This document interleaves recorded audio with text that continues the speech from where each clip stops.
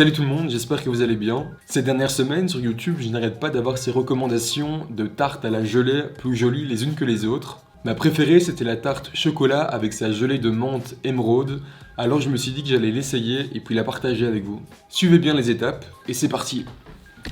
On va commencer par la pâte sucrée cacao. Avec la feuille du robot, on va mélanger la farine, le cacao en poudre non sucré, le sel et le beurre. Le beurre utilisé ici était à moitié pris parce qu'il a trop chauffé de ce que j'ai compris. Du coup moi-même en le coupant en petits morceaux, je me suis rendu compte qu'il fondait très vite au contact avec mes doigts. Ce n'est pas la meilleure idée de l'utiliser pour ma pâte sucrée mais je n'y ai pas trop pensé sur le moment. A ce stade, j'ajoute le sucre glace et la poudre d'amande, tous deux tamisés, comme le reste des ingrédients d'ailleurs. On remélange encore un moment avec la feuille du robot jusqu'à avoir une consistance très sableuse. Je vais alors ajouter les 20 g d'œufs battus. Je mélange d'abord dans un premier temps avec la cuillère pour bien disperser les 20 g d'œufs battus, sinon ils auraient tendance à s'agglutiner sur la feuille ce qui serait embêtant. Lorsque la pâte sucrée se forme, j'arrête sans plus la mélanger et viens la phraser sur le plan de travail pour l'homogénéiser. Je l'enveloppe ensuite dans du film plastique pour une petite heure au frigo. Je mets déjà la pâte en forme dans le film plastique, je l'aplatis bien, ce sera plus facile pour la suite.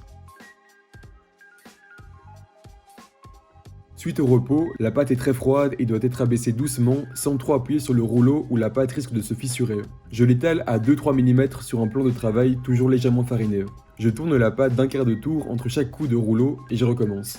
Petit à petit, la pâte s'étale en gardant une forme circulaire. Avec la chaleur de la journée, celle du studio et des lumières en plus d'avoir un beurre qui fond très vite, la pâte n'a pas supporté très longtemps et j'ai dû la remettre au frigo pour une vingtaine de minutes avant de continuer à la baisser.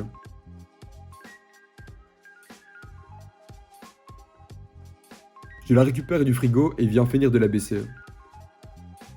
Une fois aux bonnes dimensions, je retire l'excédent et viens foncer mon moule à tarte, ici de 18 cm de diamètre. Retrouvez dans le lien qui s'affiche en haut à droite tous les détails pour réussir votre pâte sucrée et votre fonçage de tarte. Dans cette vidéo, je vais aller assez vite, donc si c'est votre première fois, je vous recommande d'aller la regarder. Je retire l'excédent de pâte sucrée et la réserve encore une petite heure au frigo avant de la piquer avec une fourchette pour éviter que la pâte ne gonfle trop lors de la cuisson. J'enfourne à 165 degrés pour environ 25 minutes, je sors du four et démoule. Pour la ganache, recette très classique, si vous me suivez depuis un moment, vous devez aussi savoir comment ça se passe, donc je vais aller assez vite. Je chauffe la crème jusqu'à frémissement dans un poêlon. En parallèle, j'ai fait partiellement fondre mon chocolat noir à 70% de cacao, comme presque toujours. Une fois à frémissement, je retire de la plaque chauffante et viens l'incorporer en 3 fois dans le chocolat. J'incorpore la crème dans le chocolat toujours avec la maryse et non au fouet pour ne pas incorporer d'air et en mélangeant seulement au milieu dans un premier temps pour créer un noyau élastique et pour faire une belle émulsion. Je recommence 2 fois et finis avec le beurre coupé en petits morceaux. Je réserve au frigo, filme au contact une vingtaine de minutes pour que la ganache soit suffisamment prise pour la mettre en poche à douille. Pas trop longtemps non plus, attention, il ne faut pas qu'elle fige complètement. Je récupère le fond de pâte sucrée cuit et viens le chablonner avec du chocolat noir. Il faut en mettre une bonne couche quand même parce que la gelée est évidemment très humide et risque fort de ramollir la tarte. Petit passage au frigo, un quart d'heure et il est temps de pocher la ganache sur le fond de pâte sucrée. J'ai utilisé une sorte de douille cannelée taille 6, je garnis toute la surface, il y a un peu trop de ganache donc n'hésitez pas à faire une tarte plus grande ou alors à réduire un petit peu les proportions. Réservé au frigo. Pour la gelée à la menthe, je mets le sirop de menthe avec l'eau. Je mélange à la cuillère le sucre avec l'agar-agar. Alors je ne sais pas pourquoi dans la recette que je suis, ils ont mis 20 g d'agar-agar, c'est beaucoup trop.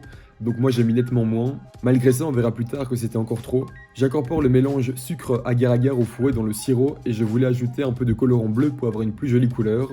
Malheureusement, j'en ai mis un peu trop, du coup je ne vois plus à travers le sirop ce qui risque de poser problème lors du résultat final. Je monte à l'ébullition, une fois l'ébullition atteinte, je mélange continuellement au fouet 2 petites minutes et puis je fais refroidir aux environs des 35 degrés, température à laquelle l'agar-agar est censé prendre. Je vois que la gelée commence à prendre donc je m'empresse de la mettre sur ma tarte. Je récupère ma tarte du congélateur, je l'ai mise là pour 10 minutes parce que j'avais peur que la ganache fonde avec la gelée encore un peu chaude. Je garnis avec toute la gelée à ras-bord et je suis assez déçu, je vois que la gelée n'est pas du tout transparente et pas très joliment répartie. Je réserve au frigo avant la dégustation.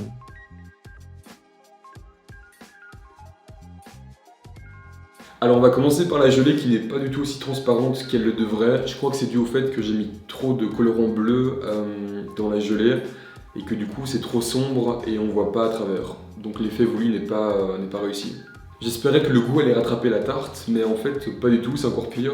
Parce qu'il y a beaucoup trop d'agar-agar dans la gelée en fait, et du coup la texture elle n'est vraiment pas agréable. Je crois qu'il doit y avoir eu une erreur de traduction quelque part parce que 20 grammes d'agar-agar pour la recette, c'est pas possible. J'ai moi-même déjà retiré une partie de l'agar-agar, mais ça n'a pas suffi parce que c'est pas possible. En fait, j'ai vu par la suite plusieurs commentaires qui disaient qu'il y avait trop d'agar-agar dans la recette et qu'il fallait pas suivre la recette au gramme près comme j'ai fait dans un premier temps. La ganache et la pâte sucrée sont très bonnes, ça je connais, je maîtrise. Le goût de la gelée est très léger, donc à la menthe, mais la texture fait que c'est un non catégorique et que c'est raté. Si je voulais recommencer la recette, pour la réussir, cette fois-ci, je diviserais par 2, même voire par 3, la dose d'agar-agar pour la gelée. Et je mettrais aussi moins de colorant bleu, du coup, pour la gelée, qui aurait donc cet aspect transparent qui était recherché. Bon, avec tout ça, les 2 dernières recettes sont ratées, donc je dois me rattraper et vous sortir du très très lourd pour la prochaine vidéo. Alors abonnez-vous pour ne pas louper la prochaine recette, et je vous dis à très vite. Ciao! Finalement, j'ai quand même refait une deuxième tarte avec des ajustements. Je n'ai même pas mis de colorant et la couleur est bien plus belle et la gelée translucide. Concernant l'agar-agar, je n'ai mis que 2 grammes et pourtant c'est toujours un peu trop niveau dégustation, bien que c'est nettement meilleur déjà. Je crois qu'avec encore moins d'agar-agar, la texture me plairait même beaucoup. Ça ferait une tarte chocolatée mais assez fraîche en bouche, donc gourmande mais pas trop non plus. Je pense que c'est pas mal pour une fin de repas.